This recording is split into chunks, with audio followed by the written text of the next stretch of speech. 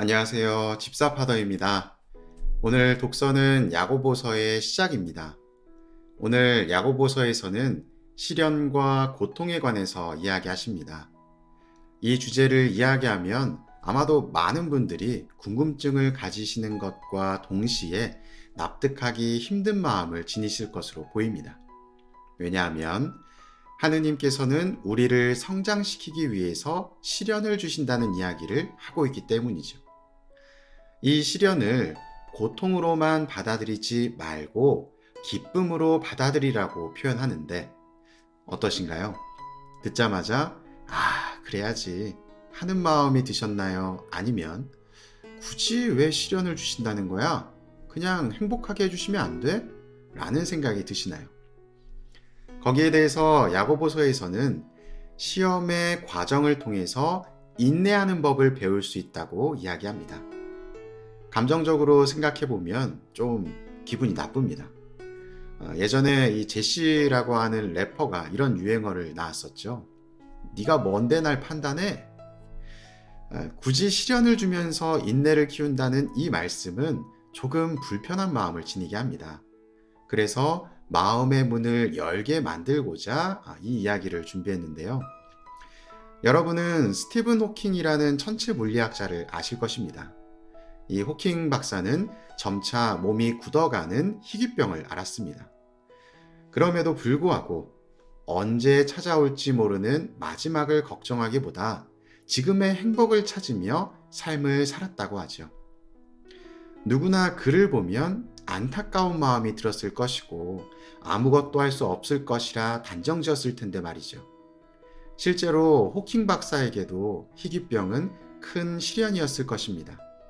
하지만 그런 극단적 상황에서 벗어나는 모습을 보여주었기 때문에 호킹 박사의 삶은 우리에게 커다란 교훈을 주게 되죠. 그가 그토록 어려운 상황에서 벗어날 수 있었던 이유는 주변 사람들의 관심과 공감이 있었기 때문이고 가장 커다란 위로가 되었던 것은 약혼자와의 혼인이었습니다. 그것을 통해서 어려운 환경에 좌절하며 무너지는 것이 아니라 다시 일어날 수 있는 힘을 얻게 되었던 것이죠. 이처럼 시련의 상태에서 다시 일어나는 힘을 회복 탄력성이라고 이야기합니다. 회복 탄력성이란 역경을 이겨내고 제자리로 돌아오는 것을 의미합니다. 이 회복 탄력성은 대부분 긍정적이고 밝은 사람들이 지닌 특징이라고 합니다. 그리고 그런 사람들은 자기 통제력이 강하며 유혹에 흔들리지 않는 특징도 지닌다고 하죠. 호킹 박사의 회복 탄력성을 측정했다면 그 수치가 어마어마하게 높았을 것이라 전문가들은 이야기합니다. 이러한 회복 탄력성을 키우기 위해서는 내가 얼마나 어렵고 비참한 환경에 처해 있는지를 정확하게 아는 것이 중요합니다. 그리고 어려운 상황을 경험해야만 이겨낼 수 있는 회복 탄력성이 성장하게 된다는 것이죠. 나아가서 이전에 생각하지 못한 방법으로 자신과 세상을 바라볼 수 있게 됩니다. 하느님께서 우리에게 시련을 주시는 이유는 너무나도 명확합니다. 우리를 성장시키기 위해서죠.